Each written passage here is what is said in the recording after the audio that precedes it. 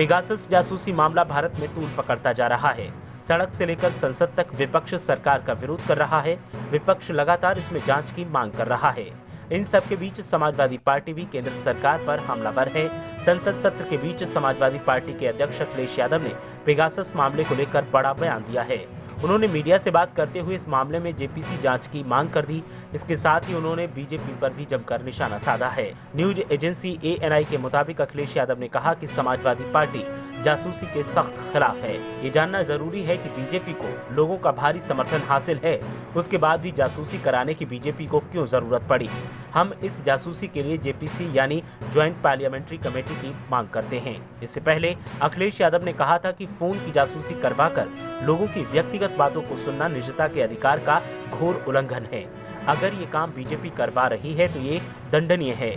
अगर बीजेपी सरकार ये कहती है कि उसे इसकी जानकारी नहीं है तो ये राष्ट्रीय सुरक्षा पर उसकी बड़ी नाकामी है। और भारतीय जनता पार्टी ने अगर कराया है तो ये दंडनीय अपराध है। और अगर भारतीय जनता पार्टी की सरकार ये कहती है कि उनकी जानकारी में नहीं है तो इससे बड़ा नेशनल सिक्योरिटी के लिए खतरा और क्या हो सकता है कि कोई इतने बड़े पैमाने पे काम हो रहा हो और भारत सरकार को ये न जानकारी हो। अखिलेश यादव ने फोन जासूसी एक लोकतांत्रिक अपराध बताया था। यही नहीं, बीएसपी सुप्रीमो मायावती ने भी इस मामले में जांच की मांग की थी। मायावती ने ट्वीट कर कहा था कि जासूसी का गंदा खेल और ब्लैकमेल आदि कोई नई बात नहीं, किंतु काफी महंगे उपकरणों से निजता भंग करके मंत्रियों, विपक्षी नेताओं, अफसरों और पत्रकारों आदि की सुरक्षा सूक्ष्म जानकारी करना अति गंभीर और खतरनाक मामला है। इसका भांडाफोड़ हो जाने से यहाँ देश में भी खलबली और सनसनी फैली हुई है।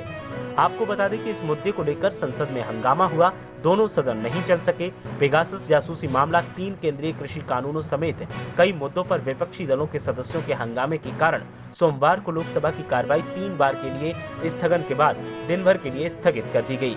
हालांकि इससे पहले सरकार ने सदन में शोर शराबे के बीच 2 विधेयक भी पारित करवाए।